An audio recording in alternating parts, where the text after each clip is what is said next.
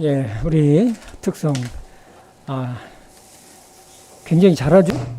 그죠? 예. 근데 우리 황영자님 왜 안 나오셨어요?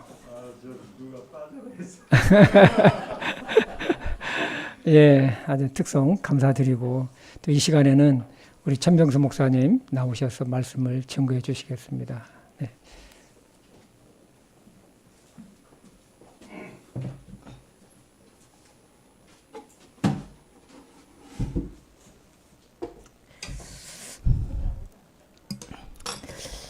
네, 여러분 반갑습니다. 창립 10주년을 맞이해서 이렇게 초대를 받고 오신 분들도 환영을 드리고, 또 우리 귀한 성도님들 진심으로 축하드리며, 하나님께서 우리 강남 성서 침례교회를 하나님께서 크게 축복하시기를 소망합니다. 우리 이태평 목사님은 친교회 안에서 늘 가깝게 교제하는 목사님이십니다. 사모님도 마찬가지고, 형님처럼 또 인생의 선배 되시고, 또 늘 부족한 저를 옆에서 격려해 주시고 사랑해 주시고 그리고 섬겨 주시는 그런 귀한 목사님이십니다. 그래서 늘 제가 감사를 드리고, 또 목사님 만나 뵙기를 늘 즐거워하는 목회자입니다. 목사님은 성도들뿐만 아니라 목회자인 저까지도 늘 사랑하셔서 거의 뭐 한 이틀에 한 번, 또 좀 심하면 하루에 한 번 이렇게 전화를 하셔가지고 제가 잘 있는지 늘 체크하시고 감독하시고 이렇게 돌보아 주시는 그런 일들을 지금도 하고 계십니다. 그래서 늘 목사님께 감사를 드리고, 사모님도 늘 저희들을 이렇게 챙겨주시고 그래서 감사를 드립니다. 제주에 있을 때 저희 부부를 격려하기 위해서 또 제주까지 이렇게 신방까지 오셨던 그런 목사님이시기도 합니다. 그래서 늘 감사하고 있습니다.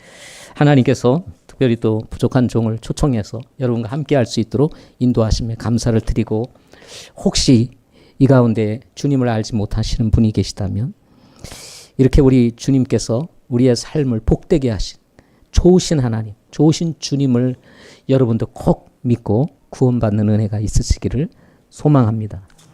저에게는 자녀가 셋이 있습니다. 셋이 있는데 제가 가지는 소원이 있다면 그것은 우리 자녀들이 제 믿음과 신앙을 따라서 정말 바른 믿음과 신앙 속에서 평생 주님 떠나지 아니하고 말씀 가운데 사는 것이 제가 가지고 있는 소망입니다. 목회자 자녀라고 내 마음대로 되는 게 아니더라고요. 목회자가 이렇게 신앙생활 잘하고 주님 섬긴다고 해서 자녀들이 섬기는 것도 아니더라고요. 그래서 늘 제 마음의 소원이 그겁니다. 우리 자녀들이 정말 평생 주님과 함께 동행하기를 원하는 겁니다. 또 한 가지는 이제 제 첫째가 결혼해서 이제 자녀를 출산했어요.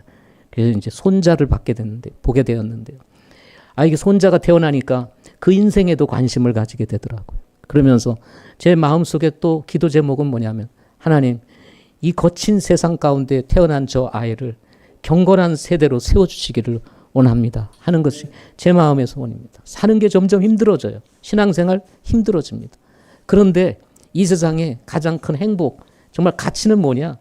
뭐 대학 가서 좋은 회사, 좋은 직장, 돈 많이 버는 거, 그게 아니라 예수님을 믿고 구원받는 겁니다. 구원받는. 그리고 믿음 안에 머물러 있는 거예요. 예. 그것이 우선이 돼야 된다는 거죠. 저는 제 인생 속에서 뼈저리게 그런 걸 느끼고 있기 때문에 제가 가지고 있는 소망이기도 한 것입니다. 네. 이것이 저희 가족들뿐만 아니라 제가 바라보는 모든 분들에 대한 저의 마음입니다. 오늘 특별히 이렇게 10주년을 맞이해서 이렇게 오셨는데, 정말 인생에 어떻게 보면 정말 중요한 시기에 우리 모두가 서 있습니다. 이럴 때 정말 살아계신 하나님, 좋으신 하나님, 이분을 만나는 것이 인생의 가장 큰 행복이라는 사실을 깨닫고 오늘 이 시간을 통해서 주님 만날 수 있는 은혜가 꼭 되실 수 있기를 바랍니다. 오늘 하나님의 말씀은 요한복음 14장 6절 말씀입니다. 한 구절만 보도록 하겠습니다. 다 같이 일어나셔서 요한복음 14장 6절을 우리 하나님의 말씀을 받들어서 읽겠습니다. 요한복음 14장 6절 같이 읽겠습니다. 시작. 예수님께서 그에게 이르시되 내가 곧 길이요 진리요 생명이니 나를 통하지 않고는 아무도 아버지께 오지 못하느니라. 아멘. 기도하시겠습니다. 좋으신 아버지 하나님, 오늘 이 귀한 집회를 허락하여 주시고 우리 귀한 분들을 또 이렇게 이 자리에 보내주신 것 감사합니다. 하나님의 계획과 섭리가 있기에 이 자리에 오셨습니다. 주님 은혜를 베풀어 주셔서 오늘 말씀을 듣게 하시고 깨닫게 하셔서 살아계신 하나님을 만나는 귀한 시간 될 수 있도록 축복해 주시옵소서. 예수님의 이름으로 기도하옵나이다. 아멘. 자리에 착석하시겠습니다. 대중들이 부르는 노래 중에 제가 들을 때도 참 좋은 노래다 라고 하는 그런 노래가 있습니다. 가사는 이렇게 시작됩니다. 눈을 뜨기 힘든 가을보다 높은 저 하늘이 기분 좋아. 휴일 아침이면 나를 깨운 전화, 오늘은 어디서 무얼 할까? 창밖에 앉은 바람 한 점에도 사랑은 가득한 걸, 널 만난 세상, 이렇게 이어지는 노래입니다. 어디서 많이 들어보셨죠? 예? 제목은 10월의 어느 멋진 날에 라고 하는 노래입니다. 30, 40대 한국 사람이라면 모르는 사람이 없을 정도로 유명한 천재 성악가 김동규 씨가 불러서 유명해진 노래입니다. 김동규 씨 하면 생각나는 게 무엇입니까? 예, 코털이죠. 코스염입니다. 쫙 올려있는. 예. 인상적입니다. 김동규 씨가 하는 말이 제 이 코털을 딱 가리는 순간 아무도 나를 알아 못 본대요. 그 정도로 김동규 그러면은 이 코스염 이렇게 알려져 있습니다. 여러분이 잘 아는 김동규 씨. 그는 밀라노 스칼라 극장 무대에서 한국인으로서는 처음으로 출연한 무대에 올랐던 그런 사람이라고 합니다. 이태리 6년제 콘솔바토리 입학시험에서 6년제 입학시험에서 만점을 받아가지고 점수에 따라 학년이 배정이 되는데 바로 5학년에 진급했던 사람이라고 합니다. 그래서 콘솔바토리 2년 만에 졸업한 정말 천재 성악가라고 아니할 수가 없습니다. 베르디 국제 콩쿠르에서 1위를 차지하면서 성공의 열차를 올라탄 사람 바로 김동규 씨였습니다. 아버지는 작곡가, 어머니는 우리나라 1세대 성악가였습니다. 생기기도 잘생겼어요. 부담 없이 아주 잘생겼습니다. 예, 김동규 씨 보면 참 부담 없잖아요. 그렇죠? 예, 호감 있는 그런 분이십니다. 인품도 제가 만나보지는 않았지만 좋은 것 같습니다. 노래를 들어보고 그 사람의 이야기를 들어보면 사람이 참 순수하고 인품이 좋겠다 이런 느낌을 주는 사람입니다. 그럼에도 불구하고 결혼 후 이혼이라고 하는 아픔을 겪고 난 후 20년 동안 어머님의 도움을 받으며 혼자 살고 있다고 합니다. 이런 김동규 씨가 고백하기를 결혼에는 답이 없다. 다른 것에는 다 답이 있는 것 같은데 결혼에는 답이 없는 것 같다 하면서 쓴잔을 마셨던 자신의 인생의 결혼 이야기를 MBN 다큐에 나와서 이야기하는 것을 제가 들었습니다. 다 잘할 수 있을 것 같은데 그렇지 못한 일이 그의 인생 가운데 있는 것입니다. 결혼만일까요? 우리는 다 답을 가지고 사는 것 같은데 사실은 답이 없이 살아가는 일들의 난지 앞에 부딪힐 때가 우리의 인생에 한두 번이 아닙니다. 잠언 29장 25절 말씀에 이런 말씀이 있습니다. 사람을 두려워하면 올무에 걸리려니와 누구든지 주를 신뢰하는 자는 안전하니라 하는 말씀이 있습니다. 김동규 씨의 이야기를 다큐로 보면서 이 말씀이 떠올랐습니다. 이혼 후 한국에 돌아와 열심히 노래를 하면서 성악가로 명성을 얻게 되고 그 명성은 돈으로 이어지면서 그야말로 부러울 것이 없는 인생처럼 보였습니다. 김동규 씨, 그럼 얼마나 부럽습니까? 저는 저런 분들의 노래를 들으면 왜 나는 저렇게 노래 못하지? 똑같은 밥 먹고 자라는데 사는데 왜 나는 저렇게 안 될까? 그런 생각을 가지면서 야, 참 노래 잘한다. 이런 생각을 가져옵니다. 그런데 이렇게 부러울 것 없이 없었던 김동규 씨의 삶에 또 다른 고난이 찾아옵니다. 믿을 만한 지인의 유혹으로 가지고 있었던 전 재산을 투자했다가 그만 다 사기를 당하고 맙니다. 100억대의 사기를 당해요. 거기에는 자신이 평생 모은 돈뿐만 아니라 자신이 가까운 사람들의 것까지도 돈을 모아서 투자했다가 다 사기를 당하고 마는 것입니다. 이때 김동규 씨는 죽고 싶었다고 합니다. 사람이 이래서 죽고 싶은 마음이 드는구나. 그래서 뭐라도 하나 딱 먹고 그냥 세상을 떠나고 싶었다고 말합니다. 그때 생각났던 말씀이에요. 사람을 두려워하면 올무에 걸리려 누구든지 주를 신뢰하는 자는 행복하니라. 이 김동규 씨가 그의 인생 가운데 하나님을 알았다면 얼마나 좋았을까. 저의 인생 가운데 빠진 분이 한 분 계신데 그분이 하나님이시라는 사실을 저는 예수 믿는 사람으로 느끼게 되는 것입니다. 사람이 믿을 수 있는 사람은요, 하나님밖에 없기 때문에 그렇습니다. 여러분, 인생을 살아보지만 가족이라고 믿을 수 있을까요? 가족이라고 믿을 수 있으세요? 부부조차도 믿기가 어려운 세상입니다. 부부조차도. 저의 아이가 이 사춘기 시절에 좀 방황을 했습니다. 지금은 그렇지 않은데. 근데 방황했던 경험을 가지고 있는 아이이기 때문에 어떤 일을 할 때 제가 항상 주의를 줍니다. 너 잘해라. 거기 가서 믿음 잘 지키고. 그러면 우리 아이가 하는 말이 있습니다. 아빠, 아직도 날 못 믿어? 그럽니다. 그때 저는 어떻게 대답하는지 아세요? 아빠로서 당연히 너 믿지? 이렇게 대답할 것 같죠? 아니야, 나 너 못 믿어. 그렇게 얘기를 합니다. 그러면 아주 기분 나쁜 표정으로 상처받은 마음으로 저에게 표정을 짓습니다. 그때 제가 또 하는 말이 있어요. 뭐라고 말을 하냐면, 야, 나도 나를 못 믿는데 내가 너를 어떻게 믿겠니? 나도 나를 못 믿어.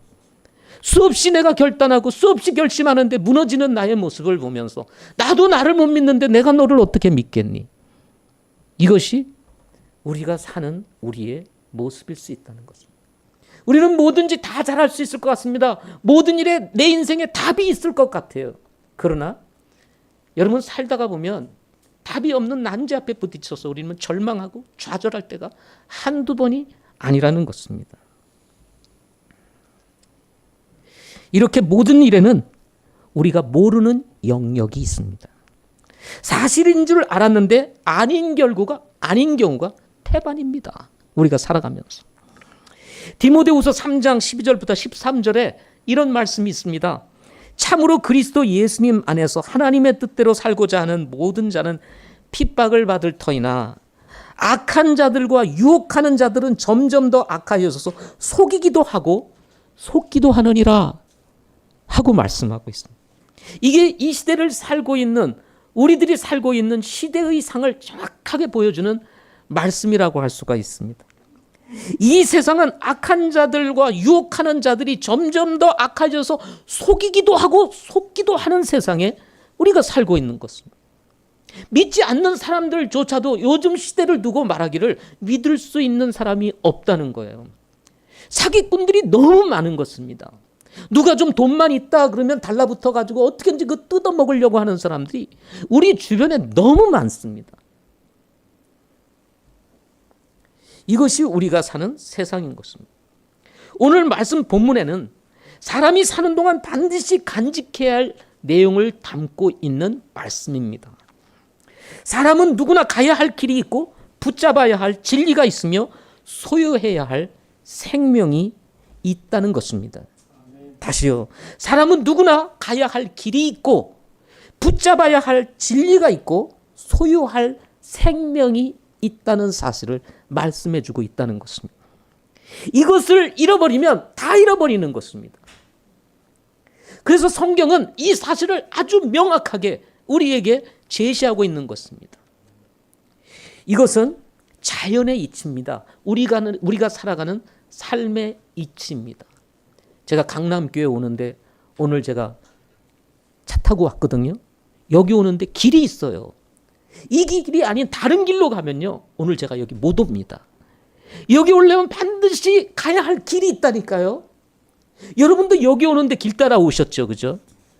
그런데 이렇게 사람들이 다니는 길만이 아니라 인생의 길이 있어요. 이건 보이지를 않습니다. 그런데 분명히 길이 있어요. 잘못 들어서게 되면 낭패를 당하는 것이 바로 인생의 길입니다. 그런데 수없이 우리가 살아가면서 경고를 합니다. 그런 길 가지 마라, 저런 길 가지 마라 경고하는데도요, 그 경고를 무시하고 가는 경우들이 참 많습니다. 그래서 우리가 씨름하는 거예요. 자녀를 키우시는 분들 아시겠죠, 그죠? 가지 말아야 될 길을 제시하는데도 자녀들은 꾸역꾸역 가려고 합니다. 또 고집은 또 얼마나 센지 몰라요. 자기가 인생 다 안다는 거 나도 알아 그래요. 안다는데 또 뭔 말을 하겠어요. 결국 가면 이미 경험하신 분들의 말을 듣지 아니하면 가보면 다 실패거든요. 이게 인생이 우리에게 주는 교훈인 것입니다. 그래서 여러분, 우리가 가야 할 길이 있고 붙잡아야 할 진리가 있고 소유해야 할 생명이 있다는 것은, 이것은 그냥 삶의 이치예요. 우리가 살면서 알고 있는 사실이라는 것입니다. 그것을 성경에서 우리에게 제시하고 있는 것입니다. 성경은 말하기를, 오늘 본문 말씀을 좀 앞에서 읽어보면 이런 말씀이 있습니다. 오늘 14장 6절 말씀을 읽었잖아요. 근데 그 앞절을 읽으면 이런 말씀이 있습니다. 너희는 마음에 근심하지 말라. 하나님을 믿고 또 나를 믿으라. 내 아버지 집에 거할 곳이 많도다. 그렇지 않으면 내가 너희에게 말해 주었으리라. 내가 너희를 위해 처소를 예비하러 가노니 가서 처소를 예비하면 내가 다시 와서 너희를 내게로 받아들여 내가 있는 곳에 거기에 너희도 있게 하리라. 내가 어디로 가는지 너희가 알고 또 그 길을 너희가 아느니라 하고 말씀을 하고 있습니다. 긴 내용이지만 이 말씀에서 우리가 주목해야 될 단어 두 개가 있습니다. 하나는 근심이라는 단어고 또 하나는 길이라는 단어입니다. 우리가 어디로 갈지를 모르게 되면 당연히 뭐가 있어요? 근심이 있게 되는 것입니다. 사람이 고민하는 이유가 뭐예요?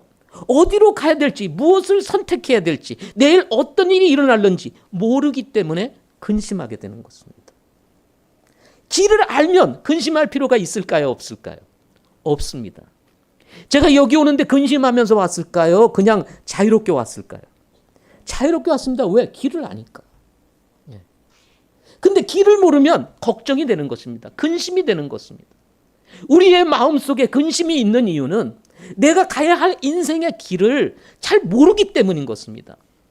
막상 가보면 아닌 경우가 많거든요. 그러다 보니까 두려움도 생기게 되는 것입니다. 막상 가는데 아니면 어떡하지?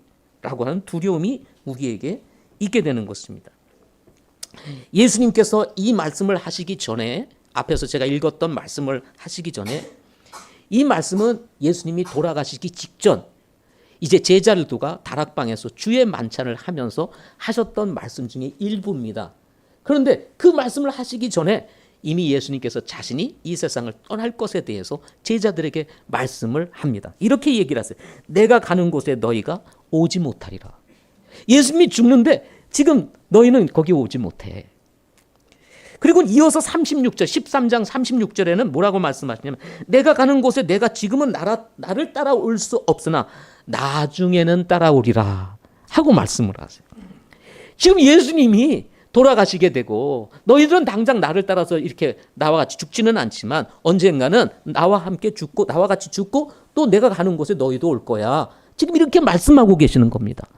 그런데 이렇게 심오한 이야기를 이 제자들이 이해할 수 있었을까요? 없었을까요? 없었습니다. 죽음이라고 하는 것은 신비의 이야기이기 때문에, 다 두려운 이야기이기 때문에 잘 이해하기가 쉽지가 않습니다. 그래서 베드로가 이런 질문을 던지는 거예요. 이해할 수가 없어서. 이런 질문을 던져. 주여, 어찌하여 내가 지금은 주를 따라갈 수 없나이까? 내가 주를 위하여 내 생명을 내놓겠나이다. 와, 굉장한 주님에 대한 열정입니다. 주님, 그게 생명을 내놓는 길이라 할지라도 내가 가겠습니다. 무슨 말씀을 그렇게 하세요? 주님이 가는 길 나도 갈 수 있습니다. 이렇게 이야기를 하는 거예요. 주님이 지금 하는 말을 이 베드로가 잘 몰라요. 이런 베드로에게 예수님이 하셨습니다. 뭐라고 말씀하셨냐면 수탉이 울기 전에 내가 3번 나를 부인하리라. 목숨 내놓고 쫓아오겠다고 그러는데 너 예수님의 제자지. 그러니까 뭐예요? 이 베드로가 부인을 하지 않습니까? 그죠? 이런 일이 있을 것이라고 얘기를 하는 거예요. 그러니 제자들이 근심이 되겠어요? 안 되겠어요? 베드로가. 아니 목숨 내놓고 쫓아가겠다고 하는데 수탉이 울기 전에 3번 내가 나를 부인하리라 그러니까 아니 주님 무슨 말씀을 그렇게 하세요? 뭐 이러면서 근심이 되지 않았겠어요? 그리고 예수님이 막상 돌아가셨을 때 찾아올 제자들의 그 미래를 바라보면서 주님께서 지금 하신 말씀입니다. 너희는 마음에 근심하지 말라. 하나님을 믿으니 뭐를 믿으라? 나를 믿으라. 이 신앙이라고 하는 것은 아주 심플해요. 예. 이 우리의 인생의 세계라는 것 그리고 이 미래라는 것은요. 우리가 다 이해할 수 없는 분야가 많습니다.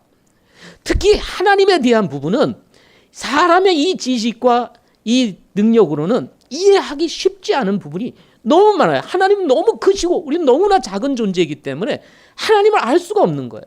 하나님이 이 우주 만물을 만드셨습니다. 근데 우리가 만든 이 우주 만물도 이해를 다 못하고 있는데 그 만드신 하나님을 어떻게 우리가 다 이해할 수 있겠어요?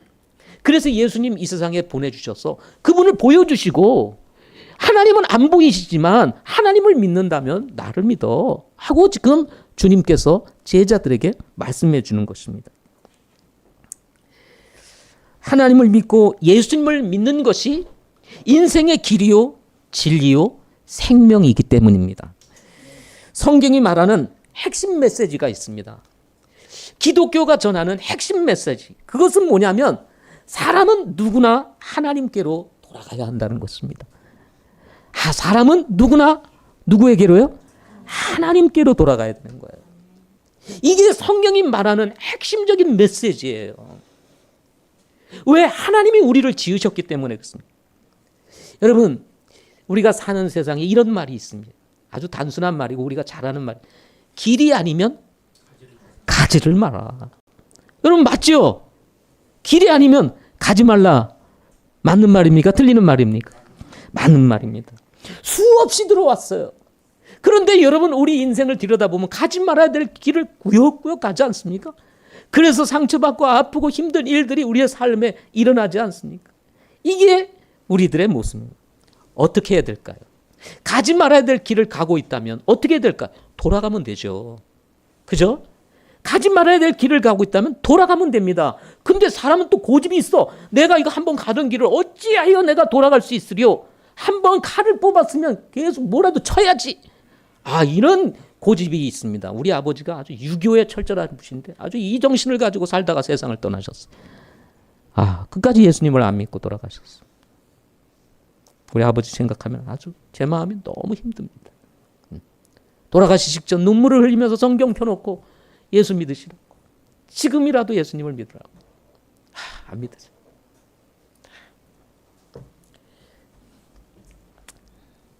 인생의 원리나 사람의 원리, 신앙의 원리가 다 똑같습니다. 하나님께서 만드신, 하나님께서 지으신 사람이기 때문에 하나님께로 돌아가지 아니하면 우리가 가지고 있는 희망, 우리가 가지고 있는 소유, 이런 잠시의 것들은 그냥 다 사라지는 것입니다. 성경은 모든 사람이 죄인이라고 말을 합니다. 의로운 자는 없나니 단 한 사람도 없다. 모든 사람이 죄를 범하였음에 하나님의 영광에 이르지 못한다 하고 말씀하셨습니다. 복이 있는 사람은 어떤 사람입니까? 자신이 하나님 앞에 죄인임을 깨닫는 사람이에요. 인생이라는 게 죄인이구나. 우리가 아무리 의로운 척 법 없이 산다고 생각하는 것처럼 살아도 우리 안에는 더러운 것이 가득하지 않습니까? 목회자인 나에게도 이 마음에는 부정한 생각, 더러운 생각들이 쑥쑥 올라옵니다. 예. 그게 인생이라는 거예요.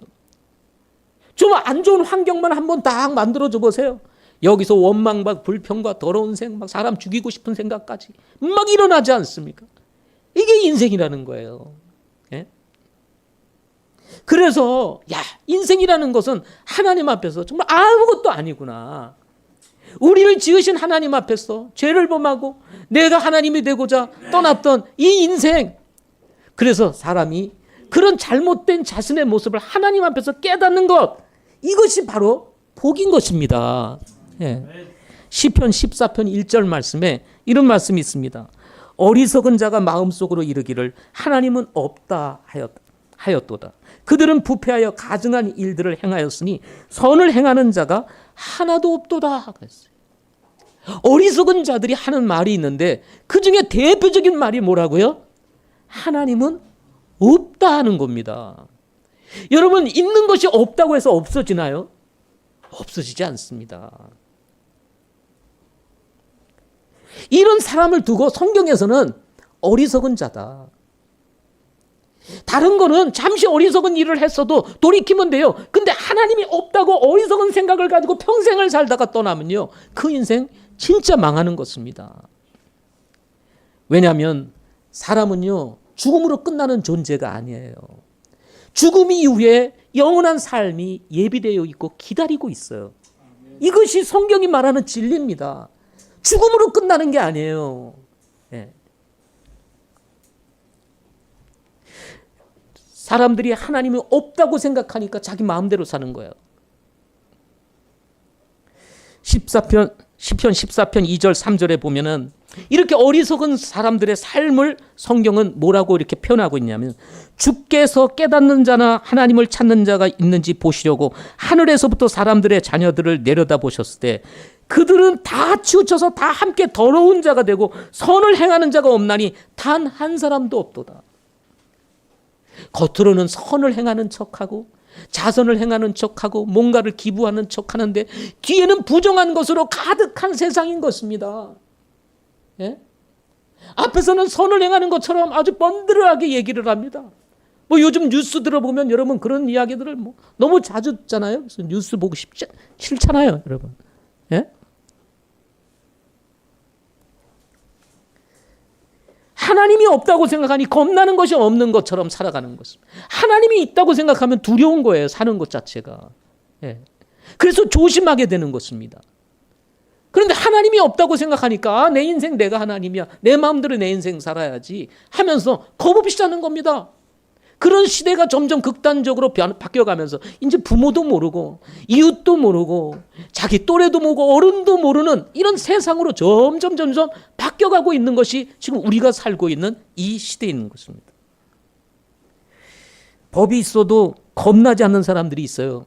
왜냐하면 법이 자기를 마음대로 못한다고 생각하니까 법을 마음대로 그냥 자기가 어기는 이런 일들이 지금 뭐 우리 주변에서 많이 일어나지 않습니까? 그야말로 어리석은 세상이 되어버리고 있다는 사실을 우리는 살면서 느끼고 그렇게 살아가고 있습니다. 경험하면서. 약한 사람들만, 힘없는 사람들만 법에 적용이 돼가지고 어려움을 당하는 이런 시대에 살고 있는 거죠. 여러분, 제가 여기 물컵이 없는데 여기다가 이렇게 젓가락 하나를 딱 뒀는데 이걸 들여다보면은 젓가락이 어떻게 보이죠? 휘어져 보이죠? 꺾여져 보입니다. 그런데 실제로는 이 젓가락은 꺾인 젓가락이 아닙니다. 그런데 이 물 속에 들어가 있으면 이게 어떻게 해요? 물과 같이 투명하게 비춰지면서 꺾인 것처럼 보여요.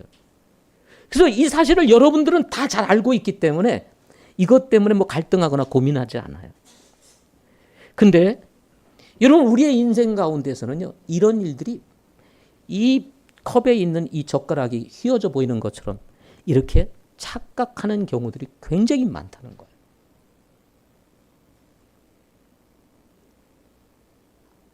실제는 아닌데 꺾여져 있는 것처럼 보이는 거죠. 하나님이 계신데 하나님이 없는 것처럼 보이는 것입니다. 이런 착각 속에 빠져서 자칫 잘못된 결정을 하게 되었을 때 우리의 인생 누가 보상해 주겠습니까? 누가 보상해 주죠? 아무도 보상해 주죠. 요즘 홀로 사는 우리 어르신들이 많다고 그러잖아요. 아무도 찾아오지를 않습니다. 가족도 돌아보지 않습니다. 자녀들이 없는 게 아니에요. 있어요. 근데 찾아오지를 않습니다. 외롭게 인생을 보내다가 세상 떠나는 사람들이 우리 주변에 너무 많습니다. 요양병원에 가면요. 요양병원에다 가족들이 갖다 놓고 부모들 갖다 놓고 자녀들이 찾아오지 않는데요. 우리 큰형수님이 요양병원에서 일을 하시는데 자기가 속이 상한다는 거예요. 자기가 속.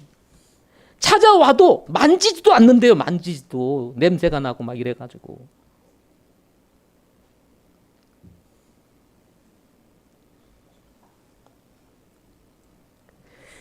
눈에 보이지 않는다고 존재하지 않을까요?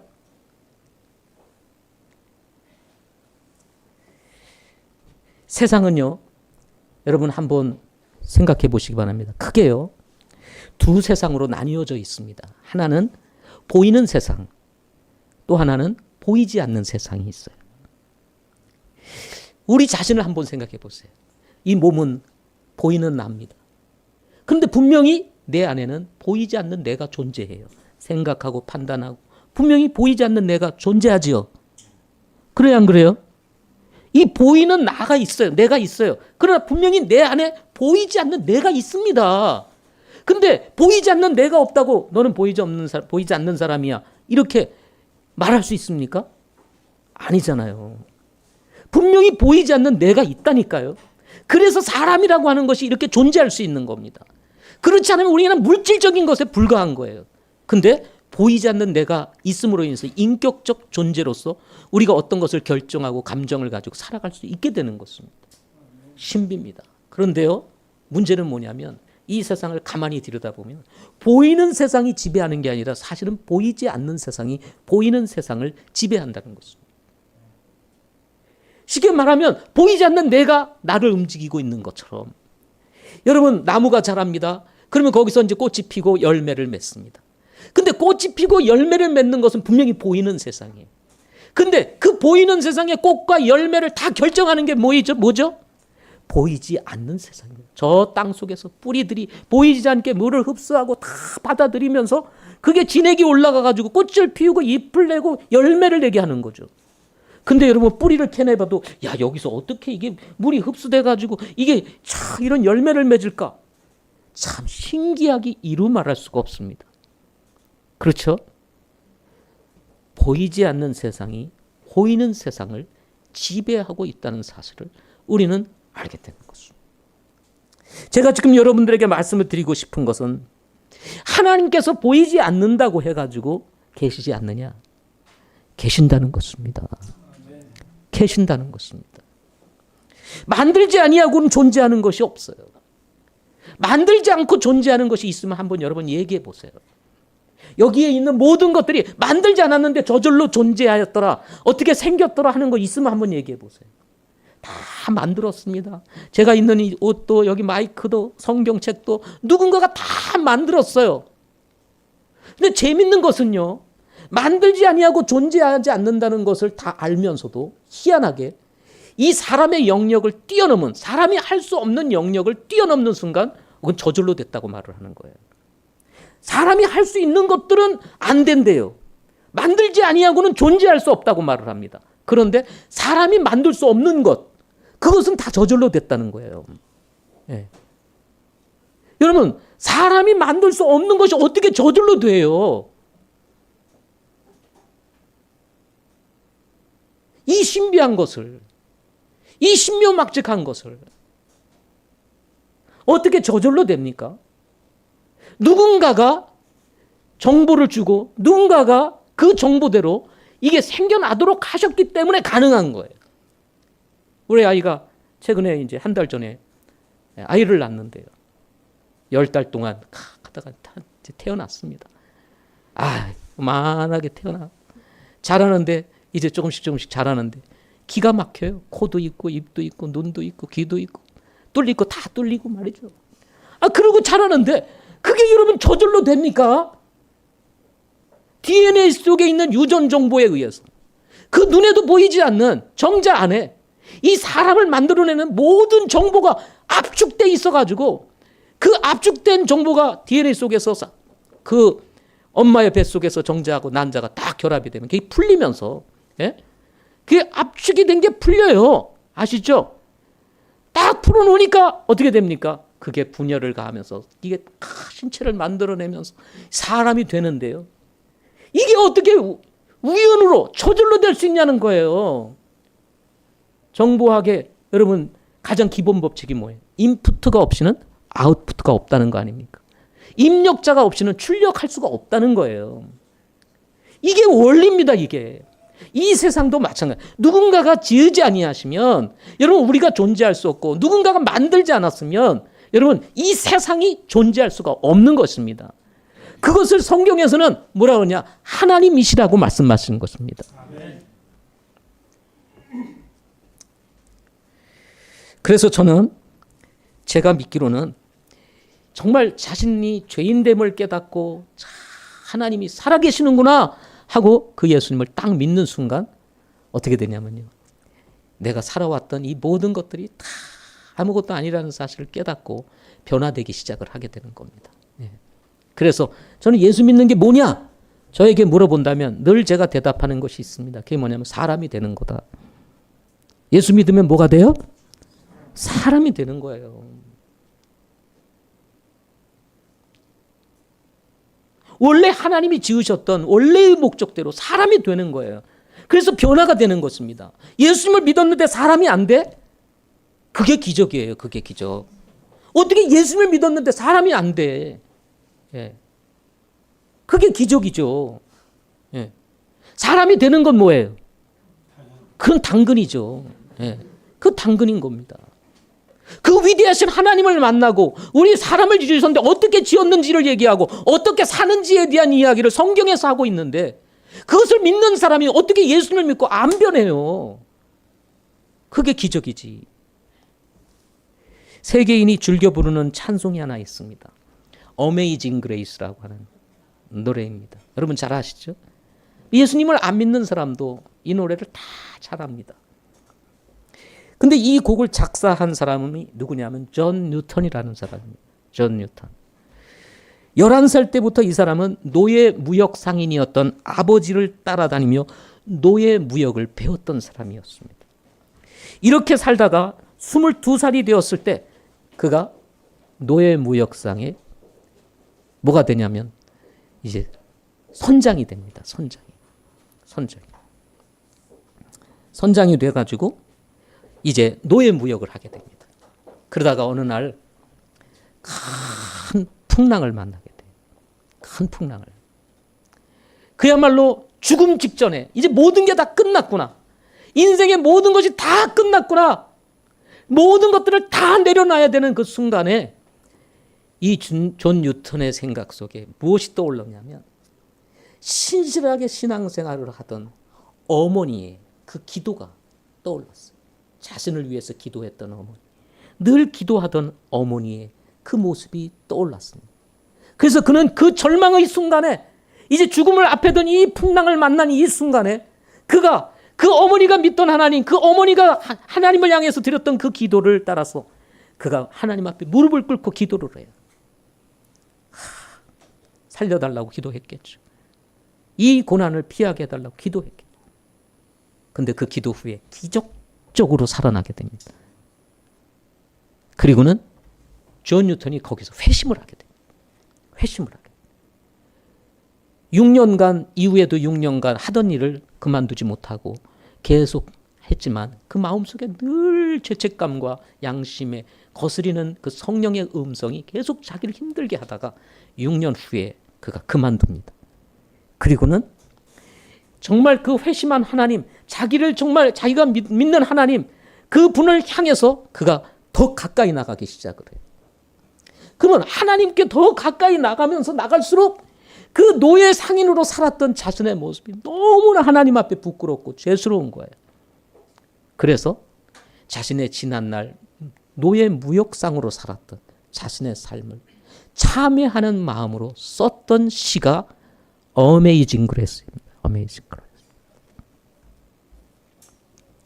나 같은 죄인 살리신 주 은혜 놀라워.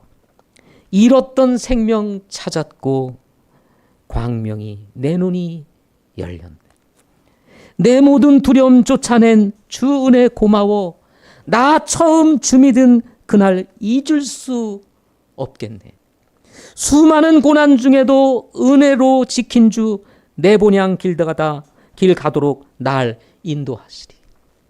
1000만 세월 흘러도 주 함께 살면서 그 은혜를 감사하며 찬양을 드리리 하는 찬송입니다. 여러분 잘 아시죠? Amazing Grace 하는 찬양입니다. 죄인임을 깨닫고 예수님을 믿고 구원을 받은 이후에 이 존 뉴턴의 삶은 완전히 변화가 되었고 정말 주님을 위해서 사는 인생이 되었습니다. 겉모습과 다르게 사람들은 많은 문제들을 안고 살아갑니다. 아파하고 힘들어하고 살아야 할 이유를 찾지 못해서 자살하는 사람들까지 늘어나고 있습니다. 세상은 빠르게 변해가고 있고 그 변화에 발을 맞추지 못하면 처지게 되고 적응하지 못하게 되면 사회에서 소외될 것이 두려운 것이 우리가 살고 있는 현재의 삶이라고 할 수가 있을 것입니다.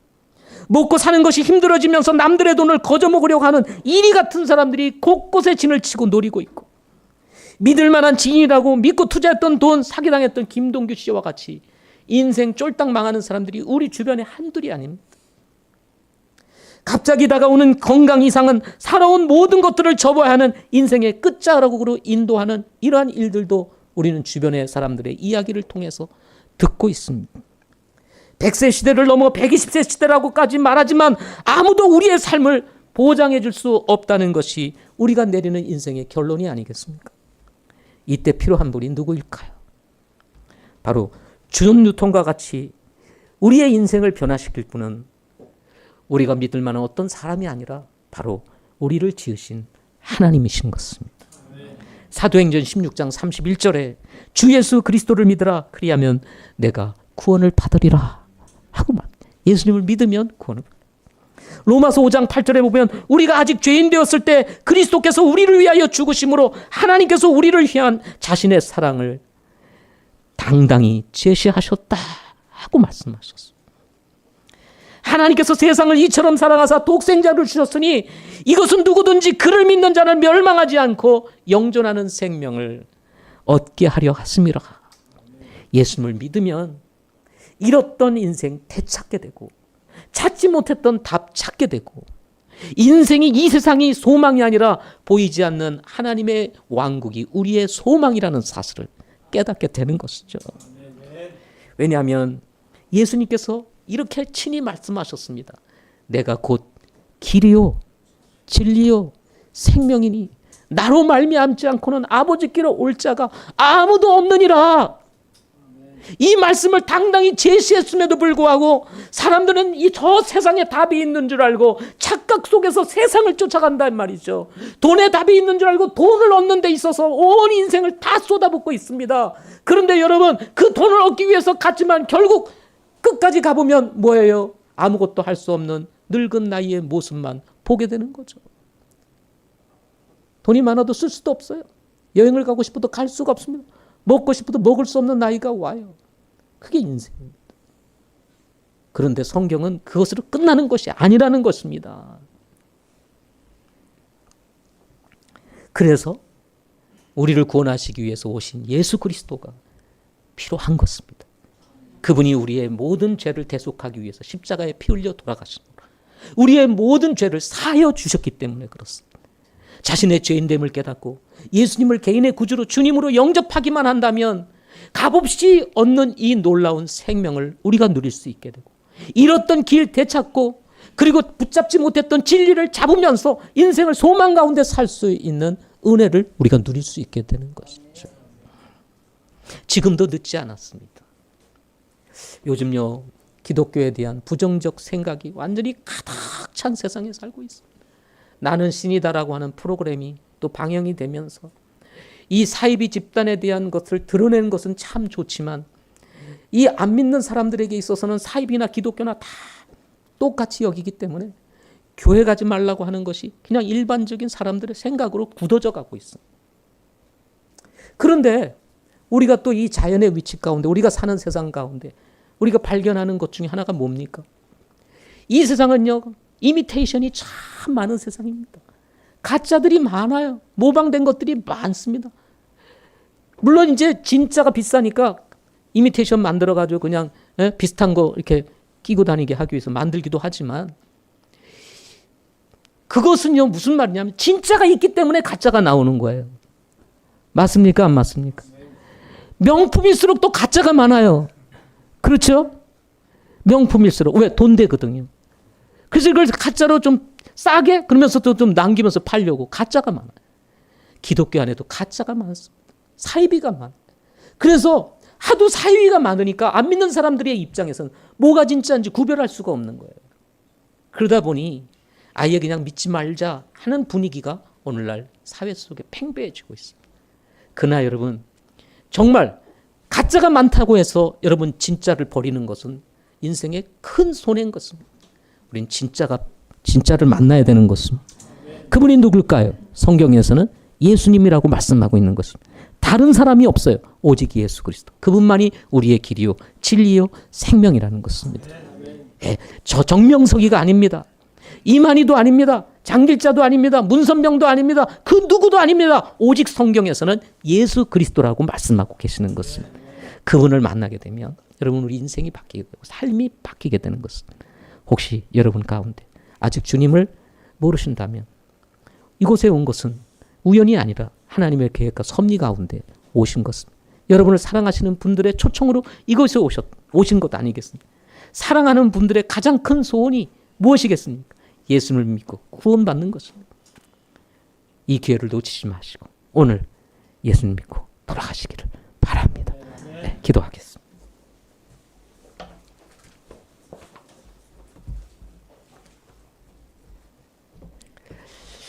잠깐 고개를 숙이신 후에 제가 잠깐 초청을 하기를 원합니다.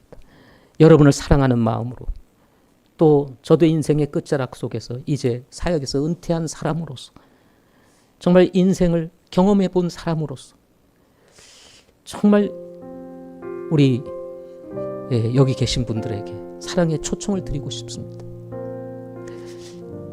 저도 오늘 이 예배에 와서 말씀을 들으면서 나도 예수님을 믿기 원합니다. 내 인생의 답이 성경에 있고 그 성경에서 우리의 인생의 길이요 진리요 생명 되시는 예수 그리스도를 소개하고 있다는 사실을 알게 되었습니다. 저도 예수님을 믿기 원합니다. 그렇게 결심하시는 분 계시면 잠시만 오른손을 들어 펴주시면 기도해 드리겠습니다. 괜찮습니다. 잠시만 손을 들어 펴주시면 도와드리겠습니다. 저도 예수님을 믿겠습니다. 아멘. 그 손 맞습니다. 손 내려주시기 바랍니다. 또 그런 분 계십니까? 괜찮습니다. 특별히 여러분, 우리의 인생 그렇게 길지 않습니다. 정말 사는 이 날 가운데 가장 중요한 것은 우리 인생의 길 되고 진리 되시고 생명 되신 예수님을 만나는 것입니다. 아직 그분을 만나지 못하면, 인격적으로 만나지 못했다면 저도 예수님을 믿기 원합니다. 이렇게 결심하시는 분 계시면 잠시만 오른손, 손 드신 분 말고 또 다른 분 계시면 잠시만 오른손을 들어 펴주시면 저희가 도와드리겠습니다. 기도해 드리겠습니다. 그런 분 계시지 않습니까? 그러면 한 번 더 질문을 드리겠습니다. 제가 예수님을 믿었지만 제가 신앙생활을 잘하지 못하고 있습니다. 그러나 오늘 이후로 제가 이제 신앙생활을 회복하고 이제 저 아름답게 주님을 섬기는 삶으로 나가기 원합니다. 그렇게 결심하시는 분 계시면 잠시만 오른손을 들어서 펴주시면 되겠습니다. 아멘. 그 손 받습니다. 손 내려주시기 바랍니다. 또 그런 분 계십니까? 또 그런 분 계십니까? 좋으신 주님 감사합니다. 오늘 떨어진 말씀이 하늘의 미랄이 되어 싹이 나게 하시고 열매를 맺는 은혜가 있도록 축복하여 주시고 예수님을 믿지 않는 분들이 꼭 예수님을 믿고 구원받게 하십니다. 구원받은 성도들은 이 구원을 감사하면서 더 아름답게 주님을 섬기는 은혜가 있도록 하나님 축복하여 주시옵소서. 예수님의 이름으로 기도하옵나이다. 아멘.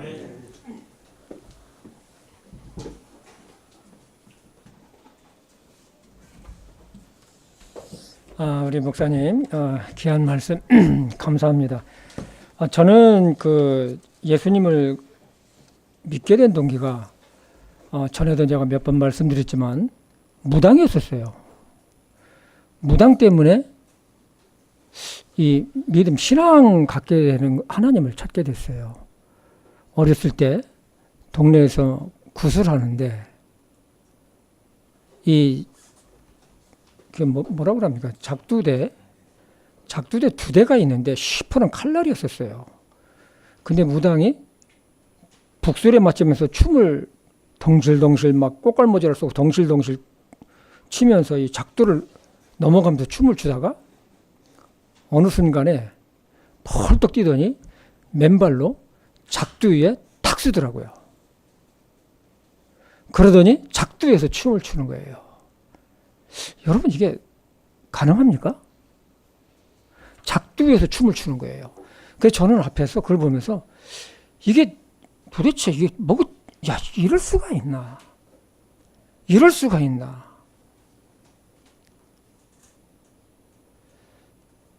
그런데 그게 나중에 알게 됐죠. 무당을 하다가 나중에 이제 목사가 돼가지고 이제 알게 됐는데 무당하다가 이제 예수님을 믿고 극적으로 구원받고 들어온 분이 계세요. 자매님한테 내가 그 얘기를 했어요. 궁금합니다 했더니 목사님 그거 쉬워요. 그러더라고요. 어떻게 해요? 자기는 점쟁이도 하고 무당도 했는데 그 젊은 청년이 우통을 벗고 그 작두 위에 엎어져 있대요. 2명이. 양쪽 2개. 그래서 그 무당은 그 작두를 타는 것이 아니고 청년의 등판대기에서 뛰는 거예요.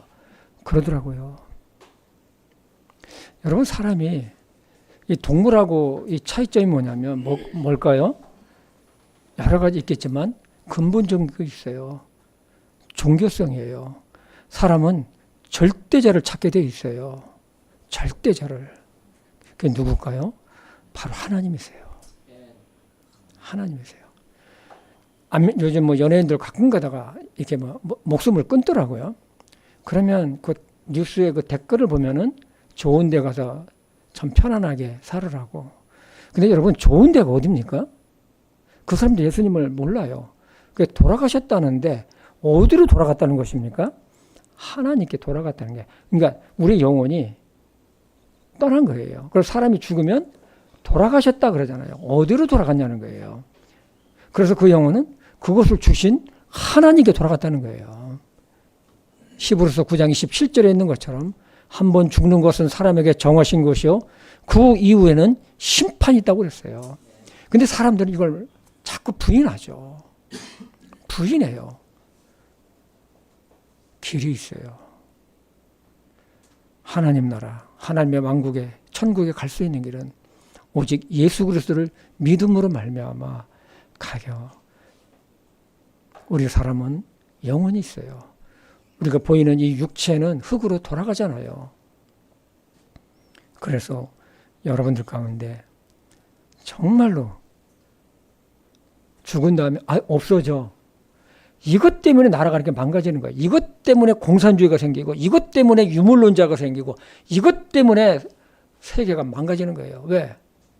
죽으면 없어지는데 내 시대에 내가 잘 먹고 즐기고 하면 살면 되지 않는가. 그러나 하나님은 심판하시는 분이에요. 저는 우리에게 나오신 모든 분들이 한 분도 빠짐없이 다 구원받고 죄에서 구원받고 예수님을 믿어서 구원받고 모두가 하나님 나라의 천국의 하나님의 자녀들이 되기를 간절히 소망합니다. 구원에 확신이 없는 분, 내가 꼭 예수님을 믿고 천국 가고 싶다는 분은 저희들 꼭 만나주세요. 어떻게 예수님을 믿고 구원받는지 이 하나님의 말씀을 통해서 길을 알려줄 거예요. 아멘? 길을. 예수님께서 말씀하셨듯이 내가 길이요 진리요 생명이라고 했어요. 이 예수 그리스도 외에는 다른 길이 없어요. 우리 찬송가 220